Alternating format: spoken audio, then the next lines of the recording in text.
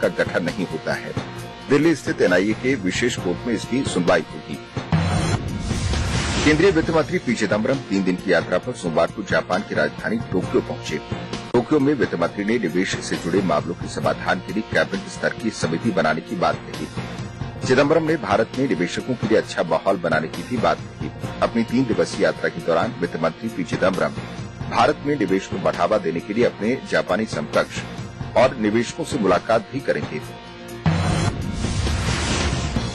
कभी भाजपा की think tank कहे जाने वाले गोविंदाचार्य ने भाजपा की नई टीम पर प्रहार किया है। गोविंदाचार्य ने कहा कि भाजपा की नई टीम के गठन का पूरा खेल राजनीतिक दांव पर आधारित है।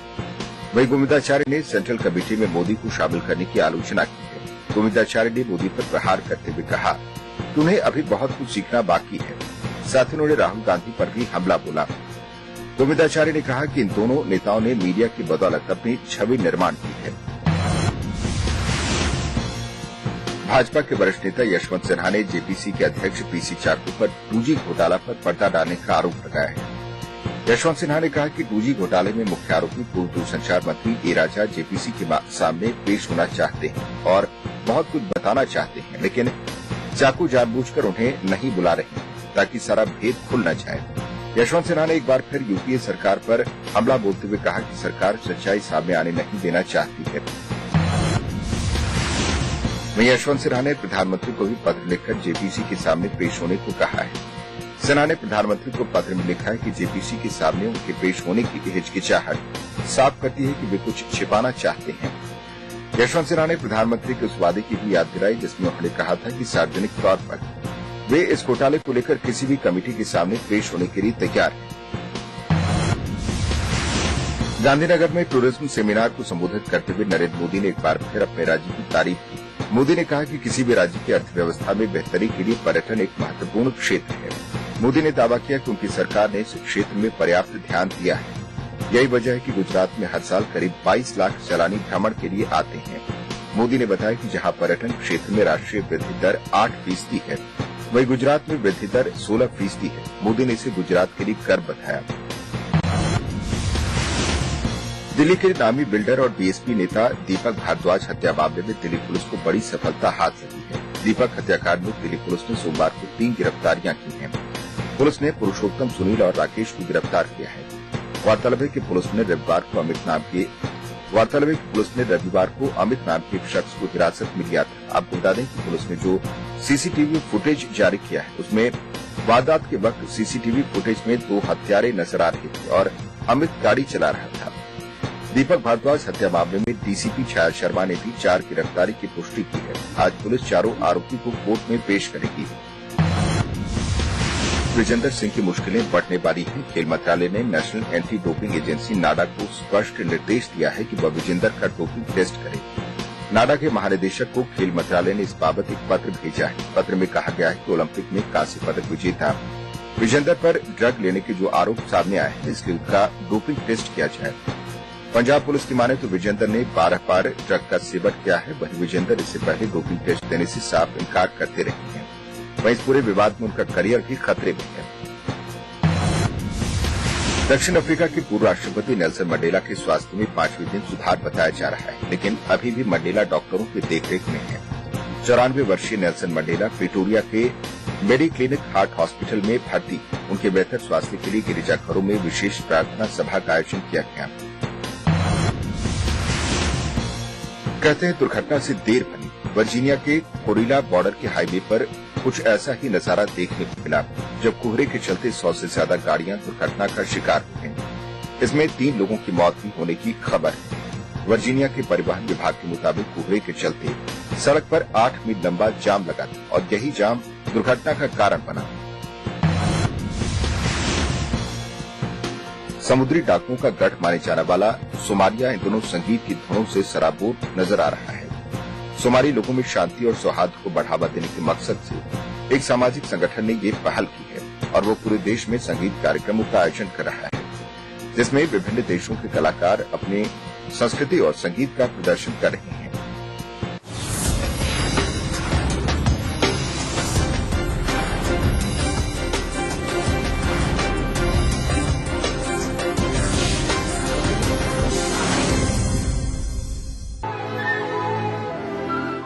सुबह की किरण नहीं तो सुबह कैसे? सवेरे गरम चाय की चुस्की नहीं तो ताजगी कैसी? खबर ताजी नहीं तो सुबह की खबर कैसी? इसलिए देखिए सुबह सवेरे ताजा खबरें। सुप्रभात राजस्थान में हर सुबह 7 बजे।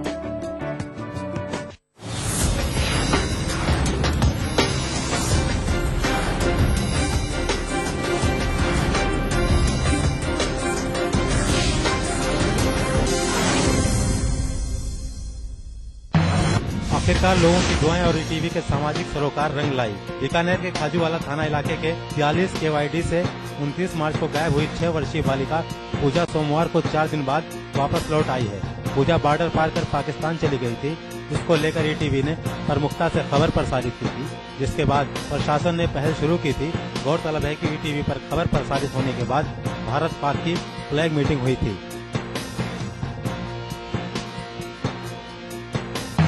मुख्यमंत्री अशोक गहलोत ने प्रदेश की जनता को महंगाई से बड़ी राहत दी है। बजट घोषणा के मुताबिक सोमवार से पूरे प्रदेश में राशन की चीनी 13.5 रुपए के बजाय 10 रुपए प्रति किलोग्राम की दर से मिलेगी, जबकि फोर्टिफाइड आटे का 10 किलो का पैक भी अब 81 रुपए की जगह 50 रुपए में मिलेगा।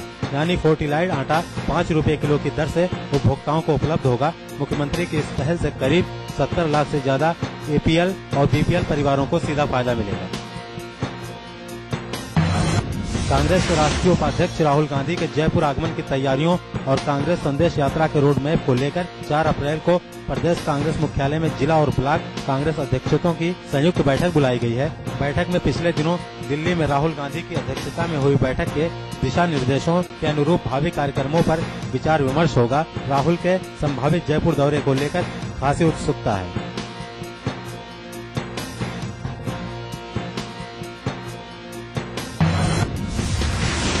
केंद्रीय मंत्री डॉक्टर सीपी जोशी ने बनेडा में राष्ट्रीय इस्पात निगम के प्रस्तावित स्टील प्लांट भूमि का अवलोकन किया। जोशी ने निगम के अधिकारियों से इसकी कार्य योजना और साइट प्लान की जानकारी ली। डॉक्टर जोशी ने 2 दिन पूर्व बनेडा में स्टील प्लांट लगाने की बात कही थी। इस प्लांट में 2100 करोड़ रुपए का निवेश होगा, जिससे 4000 लोगों को रोजगार मिल सकेगा।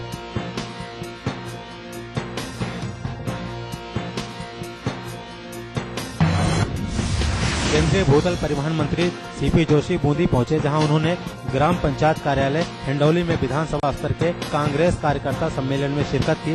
इस दौरान जोशी ने केंद्र और राज्य सरकारों की योजनाओं का लाभ आम जन तक पहुंचाने का आह्वान किया। उन्होंने हिंडौली में किसान सेवा केंद्र के भवन का शिलान्यास भी किया। इस दौरान आयोजित सम्मेलन को संबोधित करते हुए उन्होंने कहा कि देश में कांग्रेस की सरकार ने जो नीतियां लागू की हैं, उनसे आम जनता को लाभ हो रहा है। मुख्यमंत्री अशोक गहलोत द्वारा बजट में घोषित शुभ लक्ष्मी योजना का जोधपुर में विधिवत शुभारंभ हुआ। कलेक्टर गौरव गोयल ने उम्मेद अस्पताल में जन्म लेने वाली 20 कन्याओं को 2100 रुपए का चेक सौंपा। गौरतलब है कि राज्य सरकार ने कन्या जन्म को प्रोत्साहन देने के उद्देश्य से शुभ लक्ष्मी योजना आरंभ की है, जिसके तहत अस्पताल में जन्म लेने वाली हर कन्या को 2100 रुपए का चेक दिया जाएगा।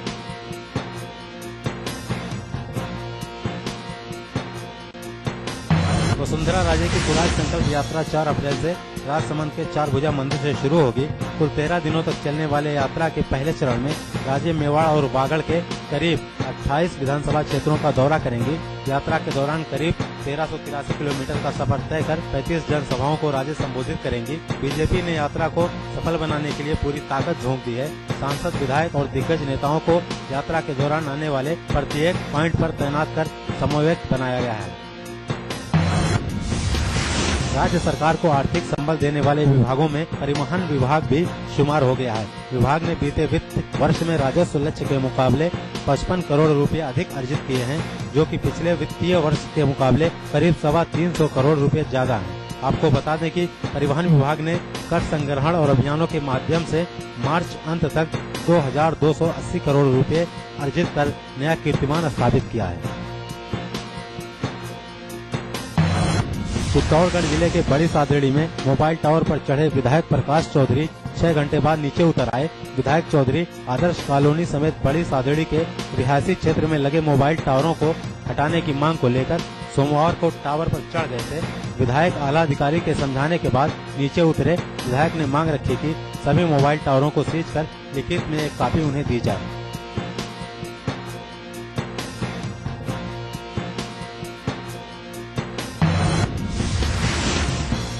ईटीवी लगातार राजस्थान और अन्य प्रदेशों में दर्शकों के बीच लोकप्रियता के उच्चतम पायदान पर बना हुआ है। टीआरपी में अग्रणी ईटीवी ने राजस्व के क्षेत्र में भी जबरदस्त कारोबार किया है। कारोबार की बुलंदियों से उत्साहित ईटीवी के स्टाफ ने सोमवार से शुरू हुए नए वित्तीय वर्ष का स्वागत किया और जश्न मनाया।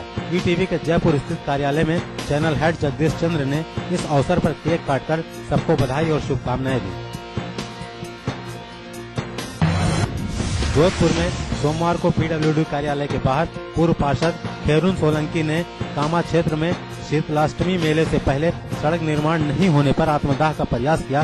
खेरून सोलंकी अपने समर्थकों के साथ दोपहर पीडब्ल्यूडी कार्यालय पहुंची। पूर्व पार्षद ने अधिकारियों पर सड़क निर्माण नहीं करवाने और बार बार आग्रह के बावजूद सुनवाई नहीं करने का आरोप लगाते हुए केरोसिन उड़ेलकर आत्मदाह का प्रयास किया।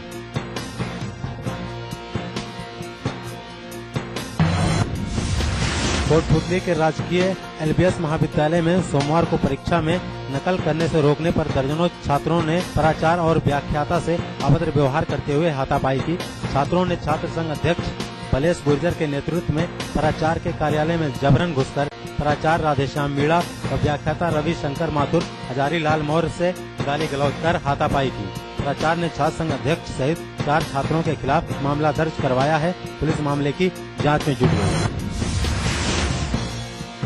टोंक जिले के इसरदा बांध के कापर डैम पर शराब पार्टी कर रहे कुछ लोगों ने शराब के नशे में पानी की निकासी के लिए रखे गए तीनों गेटों को खोल दिया और पानी को बेकार बनास नदी में बहा दिया, जिसके चलते किसानों की सब्जियों और फलों की फसलें पानी में डूब गयीं। किसानों के अनुसार इस लापरवाही से कापर डैम के नीचे बनास नदी में 10 किलोमीटर तक लगाई गई पहाड़ियों में से 3 किलोमीटर तक की फसल पूरी तरह नष्ट हो गई है। टोंक के कोतवाली थाना क्षेत्र के बहेर की कच्ची बस्ती के एक विवाहित युवक को आग लगाने का मामला सामने आया है। नदीम खान का आरोप है कि उसकी पत्नी शमा ने पीहर से उसे फोन करके बुलाया। वहां उसके परिजनों ने उसके साथ जमकर मारपीट की। इस बीच जान बचाकर भागते समय पत्नी के परिजनों ने उस पर केरोसिन उड़ेलकर आग लगा दी।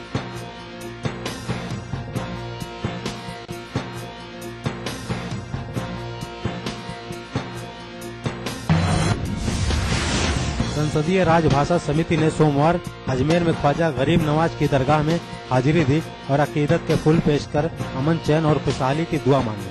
समिति अध्यक्ष सत्यव्रत चतुर्वेदी की अगुवाई में पहुंचे दल ने इससे पहले राजभाषा से जुड़े विभिन्न महकमों के अधिकारियों के साथ बैठक ली। बैठक के बाद पत्रकारों को उन्होंने बताया कि सरकारी विभागों में अब हिंदी का इस्तेमाल बढ़ा है।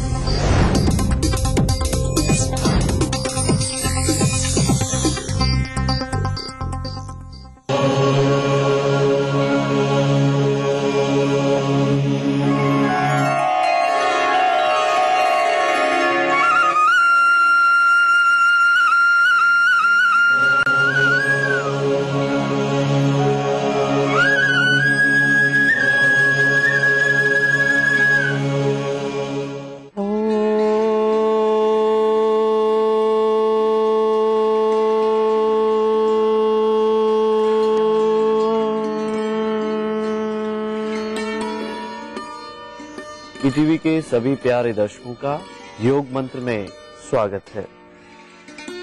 मैं योग गुरु डॉक्टर महेंद्र सिंह और मेरे साथ में है मेरी सहयोगी श्रद्धा। आज हम करेंगे अर्ध हलासन का अभ्यास, लेकिन इससे पहले एक बार फिर से देख लेंगे कल हमने जिस आसन का अभ्यास किया था। अश्वासन को करने के लिए सबसे पहले पीठ के बल लेट जाएंगे, दोनों पैर मिला के रखेंगे, अपने शरीर को बिल्कुल एक सीध में लेटाते हुए अब धीरे धीरे एक एक पैर को घुटने से मोड़ेंगे और अपने दोनों पैरों से कैंचीनुमा आकृति बनाएंगे, अर्थात एक पैर को दूसरे पैर में फंसा लेंगे, दोनों हाथ कंधे की सीध में फैला लेंगे, हाथ हथेलियों का रुख जमीन पर रहे। अब धीरे धीरे श्वास को बाहर निकालते हुए बाईं तरफ अर्थात लेफ्ट साइड में पैरों को ले जाएंगे, विपरीत दिशा में देखेंगे। इस तरह से बदल बदल के करेंगे। अब दाहिनी तरफ आ जाएं, गर्दन को पैरों के विपरीत दिशा में रखेंगे, और अधिकतम स्पाइन की ट्विस्टिंग करने की कोशिश करेंगे। और ध्यान रखें फाइनल पोजीशन में कुछ सेकंड्स पे रुके भी, और जब बाईं या दाईं तरफ जाएं तो उस समय श्वास को बाहर निकालें, और जब बीच में लेकर आए पैरों को उस समय श्वास को लें, और जिस तरफ पैर ले जा रहे हैं उससे विपरीत दिशा में देखें, और जो कमर पर ट्विस्टिंग हो रही है उसे महसूस भी करते रहें।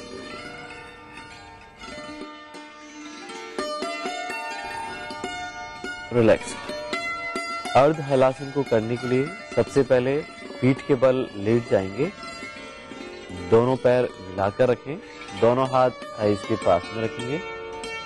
अब धीरे धीरे एक एक पैर को ऊपर उठाएंगे, श्वास लेते हुए 90 डिग्री एंगल तक लेकर आएंगे, कुछ सेकंड्स के लिए रुकेंगे इसी पोजीशन में, पैर के पंजे को ऊपर खींच के रखेंगे और श्वास को बाहर निकालते हुए धीरे धीरे वापस नीचे रखेंगे। इस तरह से बदल बदल के करेंगे।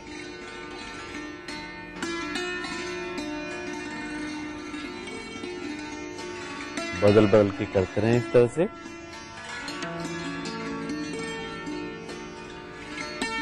कोशिश करेंगे घुटनों से पैर को बिल्कुल भी नहीं मोड़ना। फाइनल पोजीशन में कुछ सेकंड्स के लिए होल्ड करके रखेंगे। पैर के पंजों का रुख ऊपर की तरफ,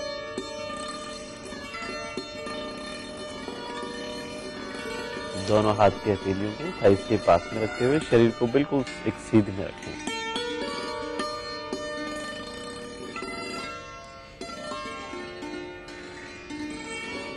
अब धीरे धीरे दोनों पैरों को एक साथ ऊपर उठाएंगे, श्वास लेते हुए बिल्कुल धीरे धीरे श्वास छोड़ते हुए नीचे, एड़ियों को गिराएंगे नहीं, आराम से रखेंगे बिल्कुल।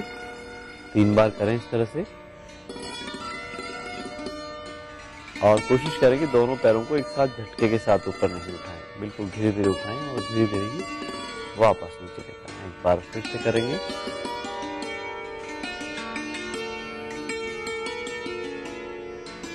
रिलैक्स। बेहद उपयोगी है ये अर्ध हलासन का अभ्यास, विशेषकर उन लोगों के लिए जो हलासन का अभ्यास नहीं कर पाते, जिनके लोअर एब्डोमेन पे एक्स्ट्रा फैट रहती है या हिप्स और थाइस पर एक्स्ट्रा फैट रहती है, उनके लिए बेहद उपयोगी है ये अर्ध हलासन का अभ्यास। और जिनके घुटनों में दर्द रहता है उनके लिए भी उपयोगी है। रक्त संचरण की क्रिया नियमित रूप से होती है इस आसन के अभ्यास से। लेकिन ध्यान रखें जिनके कमर दर्द या फिर स्लिप डिस्क हो, वे दोनों पैरों से इस आसन का अभ्यास बिल्कुल भी नहीं करेंगे। आज का योग मंत्र है, जिनको भी घुटनों में दर्द रहता हो वे घुटने बैंड करने वाले अर्थात घुटनों को मोड़ने वाला कोई भी आसन नहीं करें, और करें तो किसी डॉक्टर या फिर योग गुरु की देखरेख में ही करें। तो आज के लिए बस इतना ही। कल हम फिर हाजिर होंगे एक नए योग मंत्र के साथ। तब तक के लिए नमस्कार।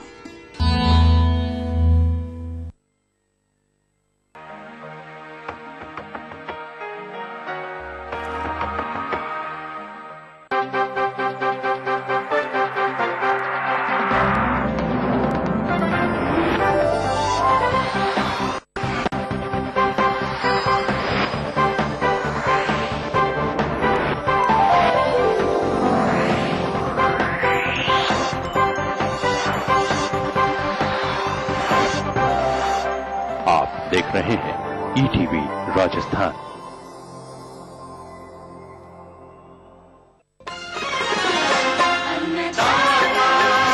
अन्नदाता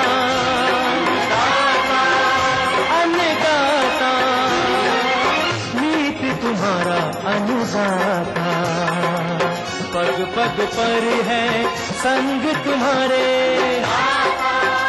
अन्नदाता। लहू किसानों का बन के पसीना सींचता है धरती का सीना।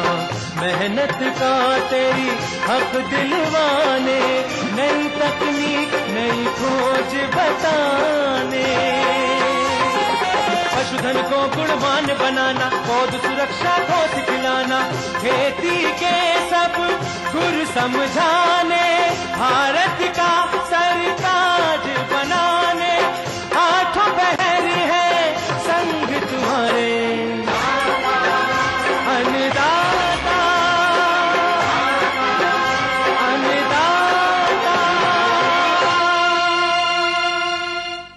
नमस्कार।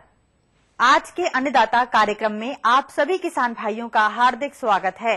कार्यक्रम की शुरुआत करने से पहले आइए देखते हैं आज दिखाई जाने वाली जानकारियों की कुछ मुख्य झलकियां।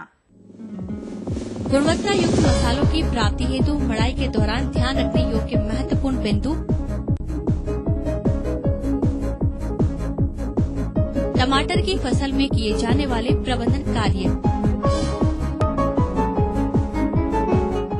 आइए अब शुरू करते हैं आज का सफर।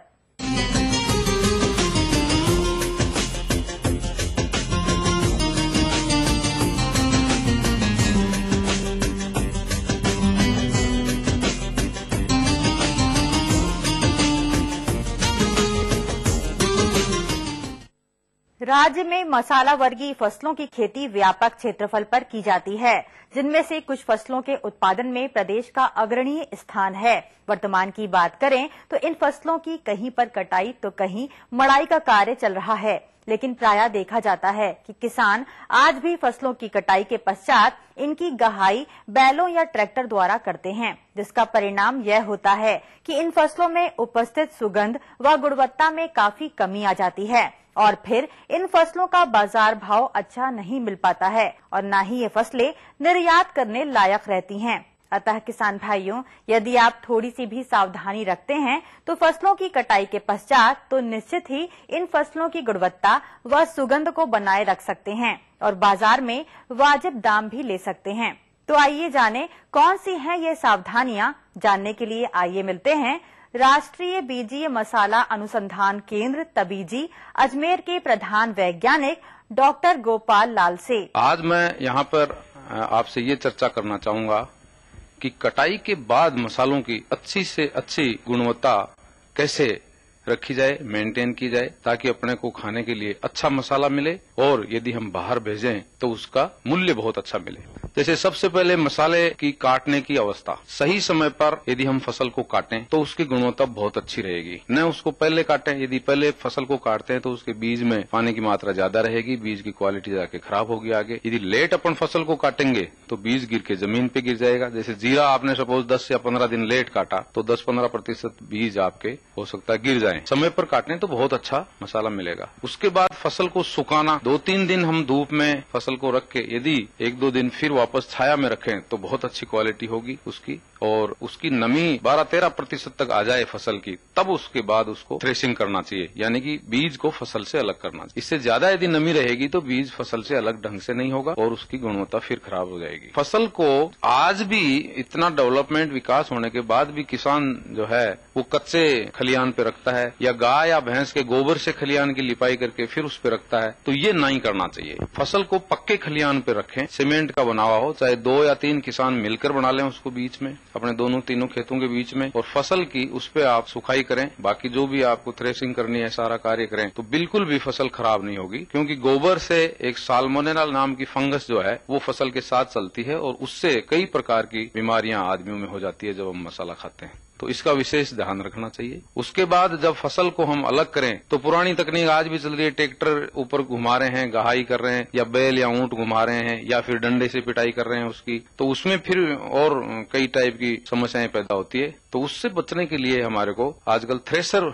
बहुत अच्छे अच्छे मसालों के थ्रेशर भी विकसित किए जा रहे हैं, उनकी सहायता से थ्रेशिंग करनी चाहिए। उससे समय बचेगा, लेबर बचेगी और बहुत अच्छी गुणवत्ता का अपने को मसाला प्राप्त होगा। मसाले की थ्रेशिंग करने के बाद उसकी सफाई करनी चाहिए। आजकल सफाई करने की अच्छी अच्छी मशीनें आ रही है। पहले तो हम लोग हाथ से ही सफाई करते थे तो बहुत समय लगता था। उसके बाद ग्रेडिंग करनी चाहिए। ग्रेडिंग आप जानते हैं, यदि आप बिना ग्रेड के मसाले को या किसी भी पदार्थ को बेचेंगे तो छोटे मोटा कोई उसके अंदर कचरा आ गया या कोई कंकड़ आ गया तो बाजार में आपका भाव गिर जाएगा, जो आड़तिया है वो कम पैसे देगा। तो ग्रेडिंग करने से बहुत अच्छा आपको पैसा मिलेगा, और खासकर इस तरह के ग्रेडर्स उपलब्ध है आजकल, ग्रेविटी सेपरेटर, स्टोन क्लीनर्स, जिसमें फर्स्ट और सेकंड ग्रेड में करीब 95-96% मसाला उसमें आ जाता है और उसमें बहुत अच्छा फायदा होता है। फिर बीज की वापस एक बार सुखाना चाहिए उसको 8% के आसपास उसमें नमी रहे, उसके बाद ही पैकिंग करनी चाहिए। मसाले को यदि तोड़ें तो कट की आवाज आनी चाहिए बीज की, तो हमें पता लग जाएगी अब इसमें उचित नमी है या नमी बहुत कम हो गई है,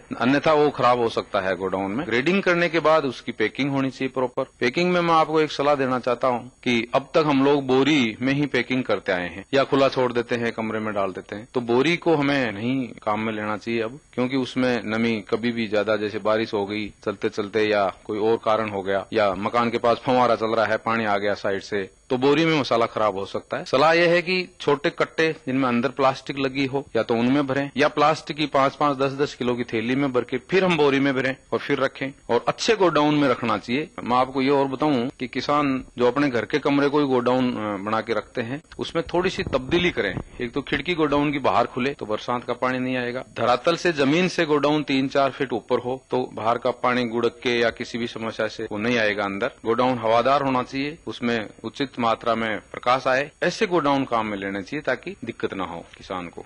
मसाले की कटाई के बाद जो अलग अलग तरीके हैं, जो प्रैक्टिसेज हैं, उनको फॉलो करना चाहिए, उनको काम में लेना चाहिए और अपना आमदनी बढ़ानी चाहिए।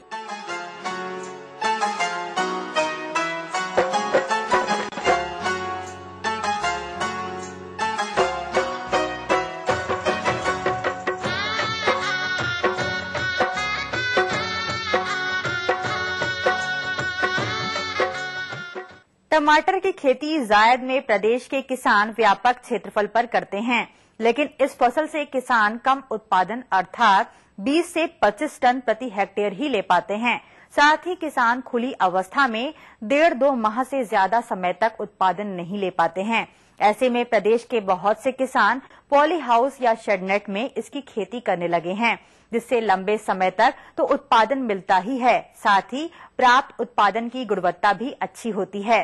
लेकिन किसान भाइयों, यहाँ हम आपको बताना चाहेंगे कि शेडनेट व पॉली हाउस में भी टमाटर की फसल को देखरेख की आवश्यकता होती है। अगर इसमें आपने जरा सी चूक की तो कीट व रोगों का प्रकोप हो सकता है। साथ ही पोषक तत्वों के असंतुलित प्रबंधन के चलते इनकी कमी के लक्षण भी देखे जा सकते हैं। आइए मिलते हैं शेडनेट में टमाटर की खेती करने वाले किसान से। शेडनेट हाउस में टमाटर की फसल ट्रांसफर करने के बाद में फिर मैंने इनको क्या है कि हर 7वें 10वें रोज में बावस्टीन का स्प्रे करता रहा। अब ये क्या थे कि बेल वाले टमाटर थे, तो मैंने क्या है शेडनेट हाउस में अंदर की साइड में क्या तार लगे होते हैं, उन तारों से इनको मैंने प्लास्टिक रस्सी के सारे इनको बांध दिया। टमाटर लगाने के बाद में खाद में क्या है कि ये सोलूबर 19 फर्टिलाइजर आता है, पोटास आती है, इन सबको मैं क्या है कि लिक्विड खाद लाता हूँ। सबकी 200 ग्राम में 19 और ये 13-0-45 इनका तो क्या है कि मैं स्प्रे करता हूँ, और पोटास का और कैल्शियम नाइट्रेट का मैं क्या है वेंचुरी के द्वारा इनको पेड़ों में ड्रिप द्वारा इनको पहुंचाता हूँ। 5 रोज में तो मेरे को इसको फर्टिलाइजर को देना ही पड़ता है, और 25-30 रोज में एक बार दफे में इनका स्प्रे करवा देता हूँ। एक दफे में तीनों को मिला के 1 किलो खाद देता हूँ। प्रतिदिन क्या है 10 से 15 मिनट तक ड्रिप चलाते हैं। सुबह इसको चलाते हैं, 6-7 बजे हम प्रतिदिन इसको चलाते हैं, तो 10-15 मिनट में पूरा मॉइस्चराइज हो जाती है जमीन, और पेड़ में कोई पानी की कमी नहीं रहती है। और मल्चिंग शीट इस पे लगी हुई है, जिससे क्या है कि पानी का वाष्पीकरण नहीं होता है और खरपतवार भी नहीं उगती है। करीबन 45-50 रोज के बाद में इनमें टमाटर आने चालू हो गए।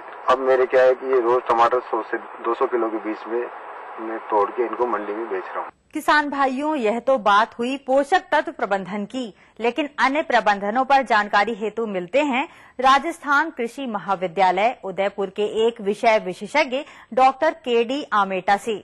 ये जो भी फसल देख रहे हैं ये टमाटर की फसल है और लगभग 2 महीने पुरानी फसल है ये। इसमें ट्रांसप्लांटिंग करने के बाद लगभग 15 दिन बाद हम इसको सूतली से ट्रेंड करते हैं इसको, और सूतली से ट्रेंड करने के बाद इसके पौधे के आसपास से जो फुटान निकलती है उन फुटान को हमें हटाना पड़ता है। अगर उसको नहीं हटाएंगे तो टमाटर का जो पौधा है वो झाड़ी का आकार ले लेगा, जबकि हमारे पॉली हाउस का जो कंसेप्ट है वो वर्टिकल हार्वेस्टिंग का कंसेप्ट चलता है। अभी से ही ये फसल लगभग 7 फीट के आसपास हो चुकी है, और जब ये कंप्लीट होगी, इसका जीवन चक्र पूरा होगा, तब कम से कम 10 से 12 फीट तक ऊंची हो जाएगी।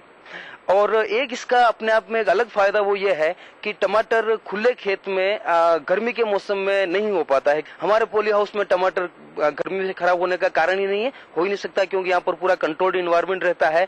तो इस मौसम में हमारा टमाटर अच्छा उपज देगा और अच्छा मुनाफा भी देगा किसानों को। इसमें जो मुख्य बात ध्यान रखनी होती है वो ये है कि हमें समय समय पर इसमें कीटनाशी का, फफूंदनाशी का स्प्रे करना पड़ता है। इनके लिए हम सबसे पहले तो जब सीडलिंग इसमें स्थानांतरित करते हैं तभी हम